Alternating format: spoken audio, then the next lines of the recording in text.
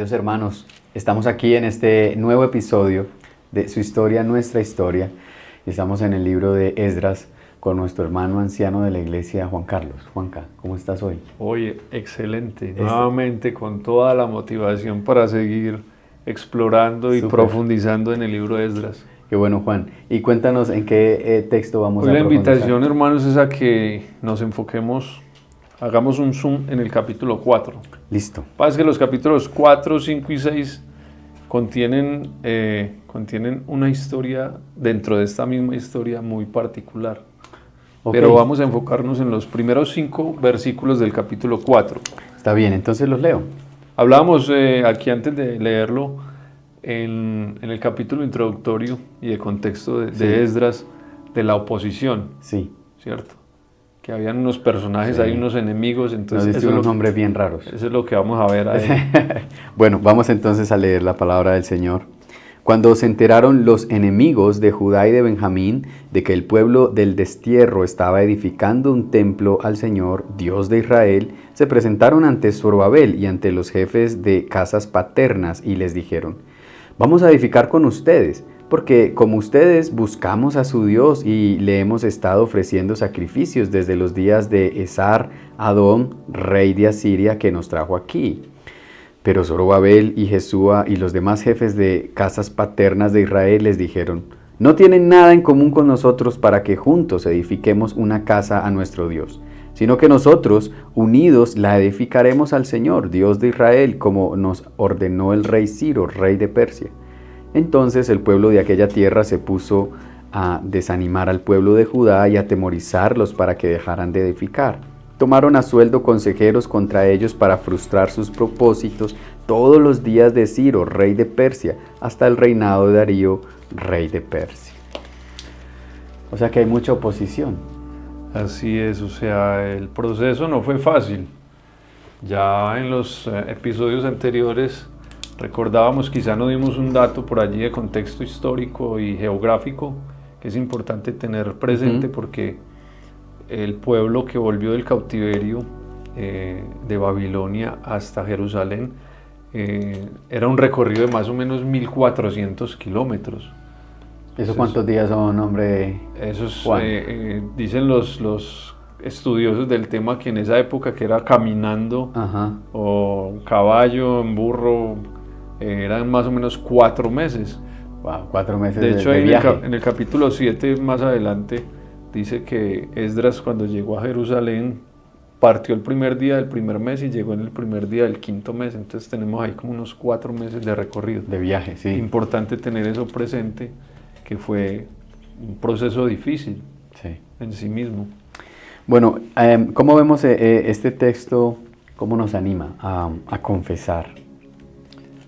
Sí, precisamente leyéndolo y reflexionando un poco más profundo, veíamos cómo el pueblo se desanima. El pueblo se desanimó al tener toda esta presión. Aquí hay mucha presión de estos enemigos. Enemigos, el texto dice diciendo que son enemigos. Cuando los enemigos de Judá y de Benjamín se enteraron que el pueblo estaba edificando un templo al Señor de Israel, fueron encubiertamente, querían como venir Y engañarlos. a infiltrarse, engañarlos para hacer...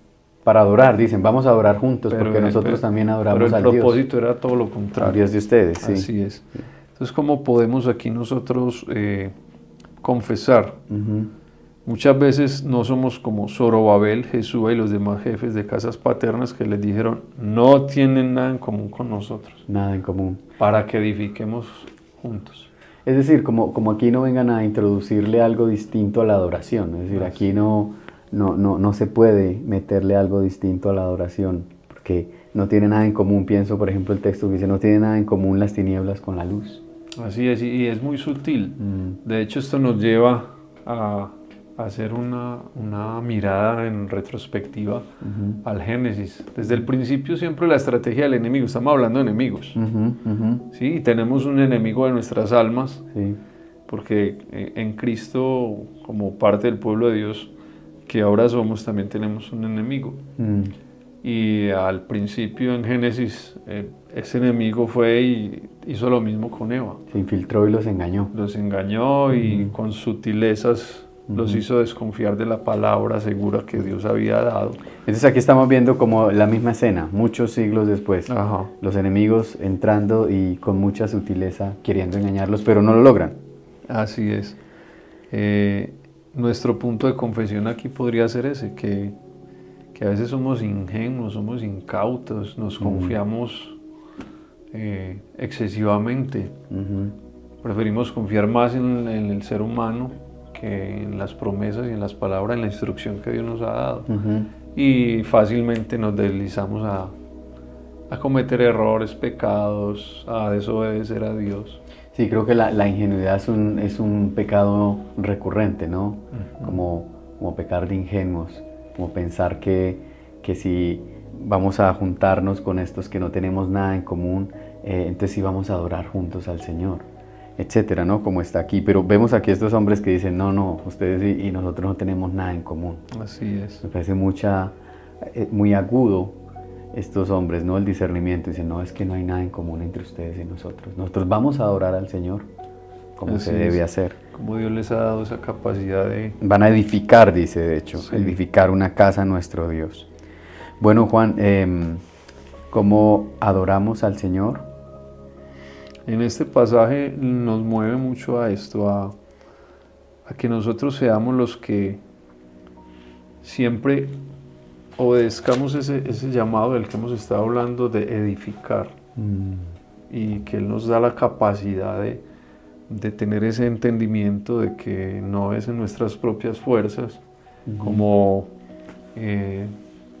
esta semana anterior venía en el libro de Zacarías, que decía que 4. no es por la fuerza ni con ejército, sino por mi espíritu. Ha dicho el Y aquí Señor. también ya lo hemos hablado en días anteriores, que es el Espíritu de Dios el que mueve nuestro espíritu, y no confiarnos en nuestras propias fuerzas, sino en que Dios es el que va adelante,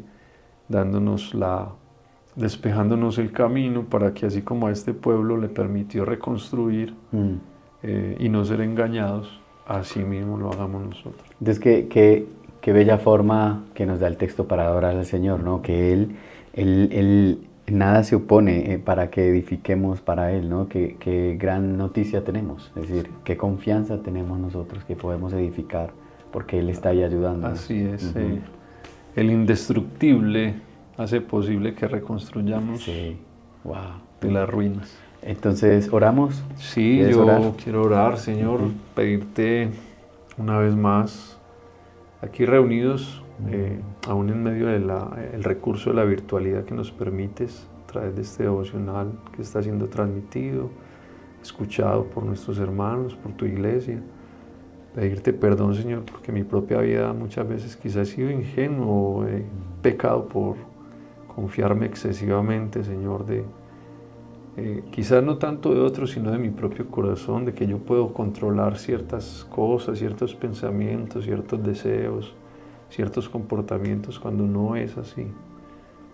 Muchas veces creemos que el enemigo solo es externo, el que viene de afuera a atacarnos, cuando sabemos que tenemos luchas con nosotros mismos, nuestra propia debilidad, nuestra propia fragilidad, nuestro engañoso corazón, como dice Jeremías.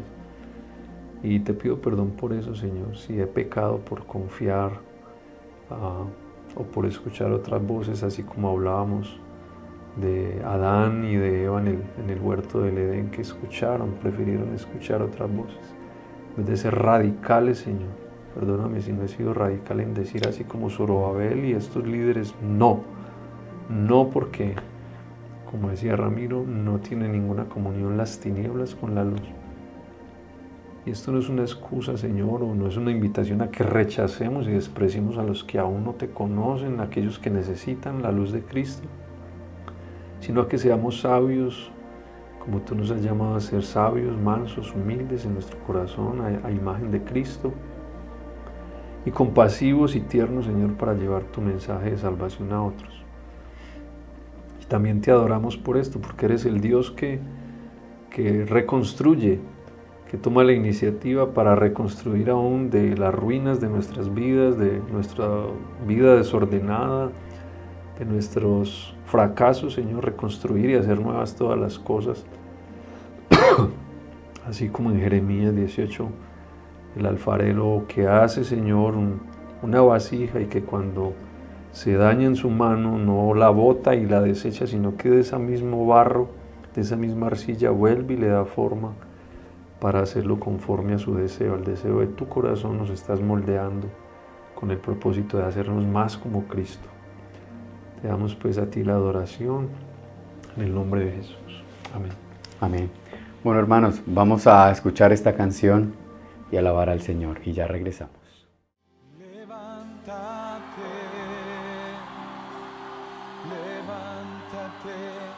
Señor, y que tus enemigos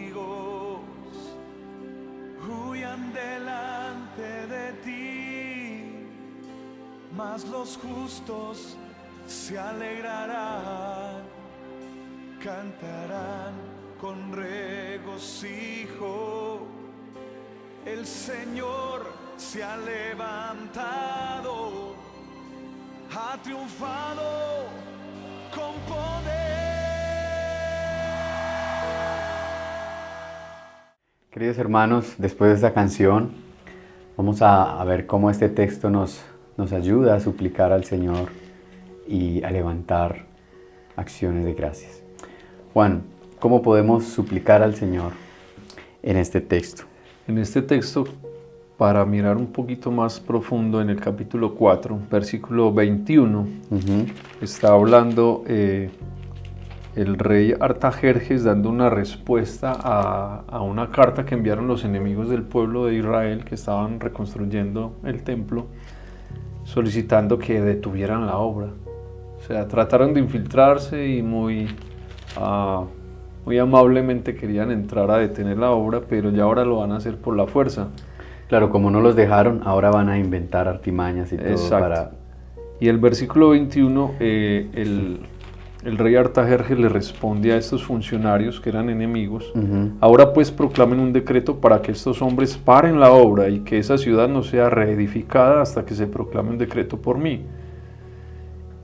Cuídense de no ser negligentes en cumplir este asunto, porque se ha de aumentar el daño en perjuicio de los reyes, pensando en sí mismo. Así que tan pronto como la copia del documento del rey Artajerjes fue leída delante de Rehum, del escriba Sinsai y sus compañeros, fueron a toda prisa a Jerusalén a los judíos y por la fuerza los hicieron parar la obra. Y el 24, ¿cómo dice Rami? Entonces cesó la obra de la casa de Dios que estaba en Jerusalén y quedó suspendida hasta el año segundo del reinado de Darío, rey de Persia. Y los estudiosos nos indican que más o menos estuvo detenida la reconstrucción, esta obra, como entre 13 y 14 años. Es decir, lograron detener, parar la reconstrucción. Por la fuerza. Hablábamos entonces hace un momento con todo esto en mente, de que como la presión muchas veces que tenemos como cristianos, sí, aún en el lugar de trabajo, los con muchachos que están en el colegio, en la universidad, con la misma familia, el bullying que podemos experimentar, que son cosas menores a comparación de otros hermanos cristianos en el mundo que están sufriendo persecuciones, violencia, muerte, siendo forzados como este pueblo a detener la obra de la predicación del evangelio, de reedificar la adoración, de plantar iglesias, de reedificar la adoración a Dios, y ver entonces cómo podemos suplicar a Dios aquí.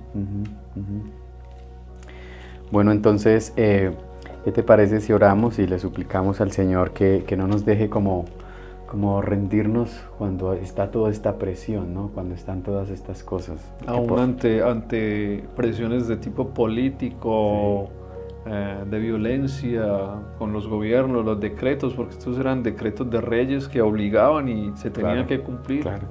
¿Y qué acciones podemos realizar nosotros para glorificar al Señor con este texto?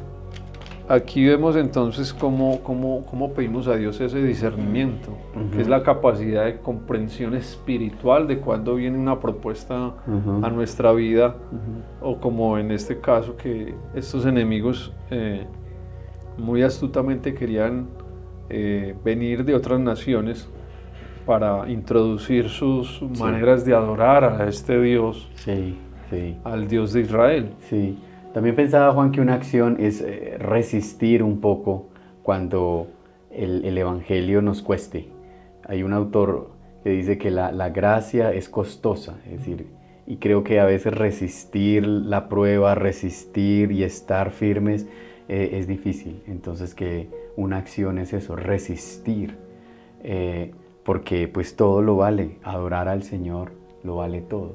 Y creo que estamos en una generación también donde es difícil, no queremos sufrir, ¿no? Un poquito aunque sea. Es como, no, pero si eso me cuesta los amigos, si eso me cuesta que me hagan bullying, si eso me cuesta, entonces mejor, La aceptación. mejor me rindo. ¿Te parece si oramos al Señor? Dale, dale.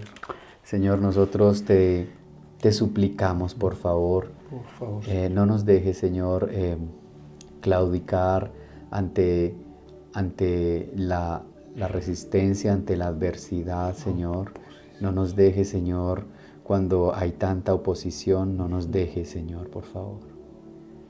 Como hemos leído, Señor, fortalece nuestro espíritu, recuérdanos, Señor, tu verdad, pero no nos dejes claudicar, no nos dejes caer, Señor, en las tentaciones, no nos dejes, Señor, por favor, ser engañados, Señor, y parar la adoración y vender un poco la adoración porque nos acepten un poquito, etc.